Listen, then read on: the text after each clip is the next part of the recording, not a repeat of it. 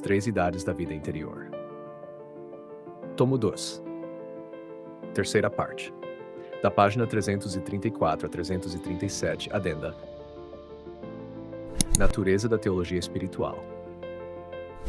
Ao corrigirmos as últimas provas desta obra, encontramos um excelente trabalho do Pr. Gabriel de Santa Magdalena, OCD, prestes a ser publicado em Acta Academiae Romanae Estomae, 1939, de índole psicológica Theologiae Spiritualis. A nosso ver, trata-se do que de melhor e mais preciso se escreveu sobre esta matéria após as duas controvérsias desses últimos tempos.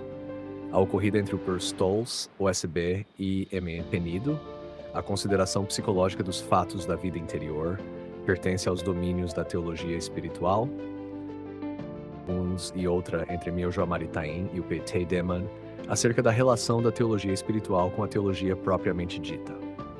Pedro Gabriel responde assim a essas duas questões.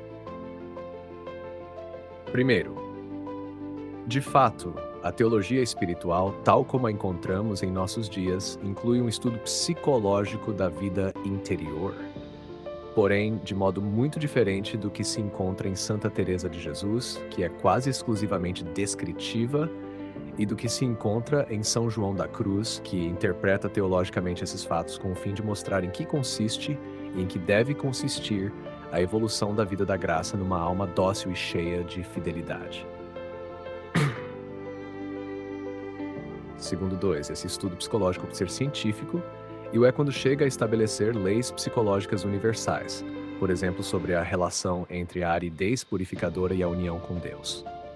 Terceiro, tal estudo tem caráter teológico, quando essas leis encontram seu fundamento superior em princípios teológicos certos.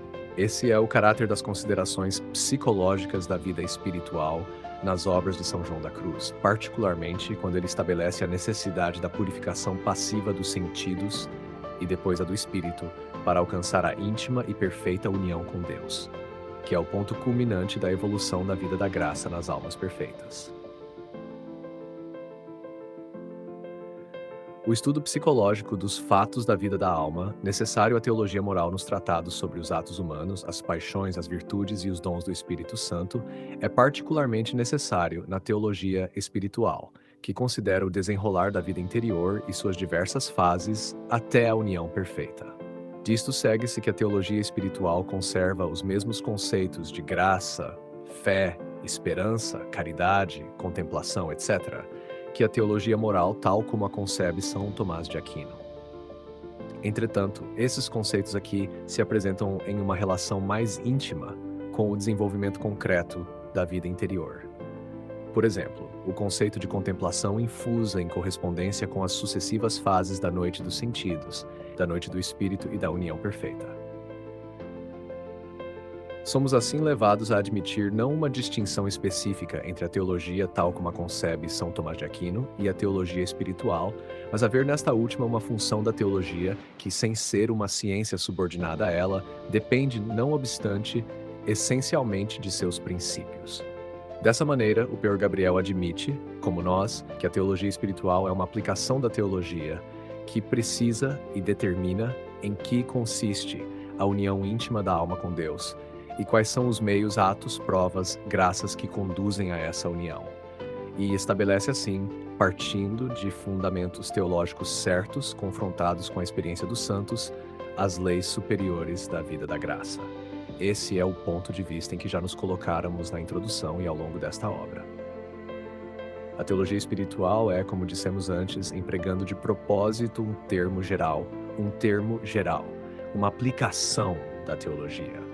A aplicação que ainda pertence ao domínio do universal e da qual depende a arte da direção e a prudência do diretor, que é a última aplicação particular e contingente a tal pessoa, mais do que a tal outra. 892.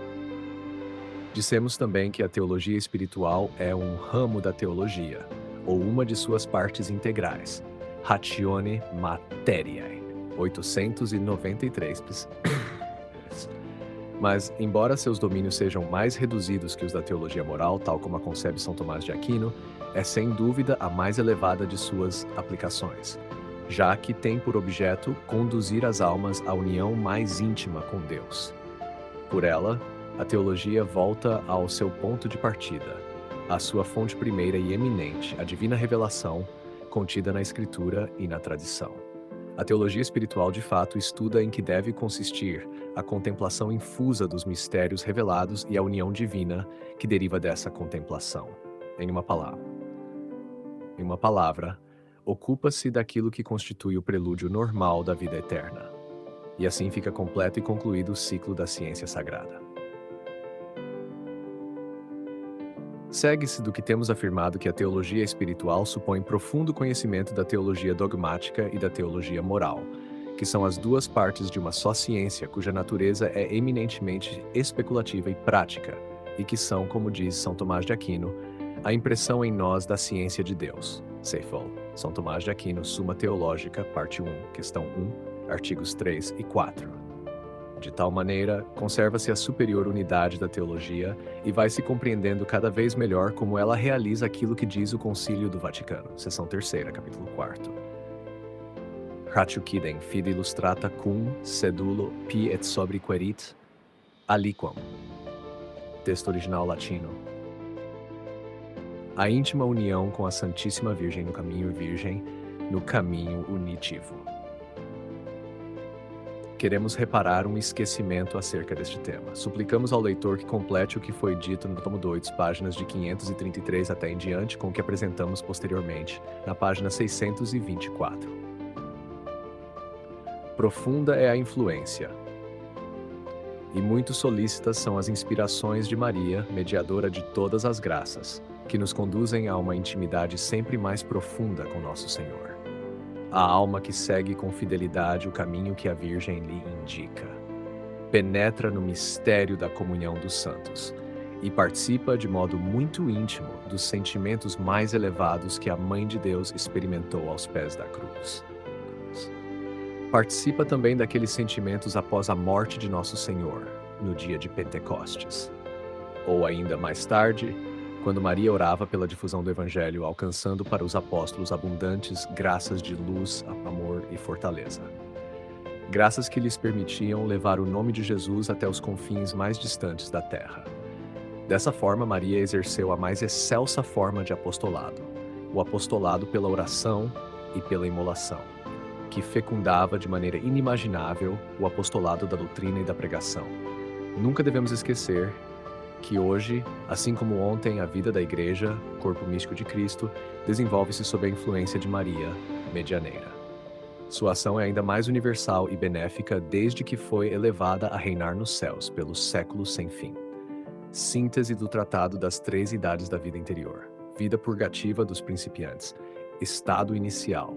A primeira conversão ou justificação. Estado frágil. Almas moderadas ou retardadas, não sem recaídas. Estado pleno ou generoso, almas piedosas e devotas. Estado fervoroso, almas ardentes no amor a Deus. Vida iluminativa dos adiantados. Estado inicial, purificação passiva dos sentidos, mais ou menos bem suportada, com início da contemplação infusa. Estado frágil, atos transitórios de contemplação infusa. Estado pleno, contemplação infusa. Ordinária, em forma nitidamente contemplativa, ativa, ordenada para a ação, como, por exemplo, o dom da sabedoria sob forma prática. Extraordinária, acompanhada de visões ou revelações. Vida unitiva dos perfeitos. Estado inicial, purificação passiva do espírito, mais ou menos bem suportada. Estado frágil, união pouco contínua, frequentemente interrompida. Estado pleno, ordinário, em forma contemplativa eminente. Apostólico, em forma missionária e ativa. Extraordinário, por exemplo, com visão da Santíssima Trindade. Queridos ouvintes, chegamos ao fim deste audiolivro e quero expressar minha profunda gratidão a todos que permaneceram conosco até aqui. Sua dedicação em acompanhar essa obra é um verdadeiro sinal de busca pela sabedoria e pelo crescimento espiritual. Que o conteúdo ouvido possa nutrir sua alma e fortalecer sua fé. Aproveito para convidá-los a explorar as playlists do canal Caminho Católico, onde vocês encontrarão outros tesouros espirituais. São obras que podem acompanhar e iluminar sua jornada, como Castelo Interior, de Santa Teresa de Jesus, Confissões de Santo Agostinho, Palavras Bíblicas, com o Evangelho comentado por grandes eclesiásticos, Filoteia, de São Francisco de Sales, Tratado da Verdadeira Devoção à Santíssima Virgem, de São Luís Maria de Montfort, A Imitação de Cristo, de Tomás de Kempis, e As Três Idades da Vida Interior, do padre Garrigou Lagrange. Cada uma dessas obras oferece um caminho profundo de reflexão e conversão, e espero que possam encontrar nelas a mesma riqueza espiritual que proporcionaram a tantas gerações. Nosso canal está sempre aberto para quem deseja aprender e crescer na fé. Continue nos acompanhando e compartilhando essa jornada espiritual. Mais uma vez, obrigado por sua presença e que Deus abençoe a todos.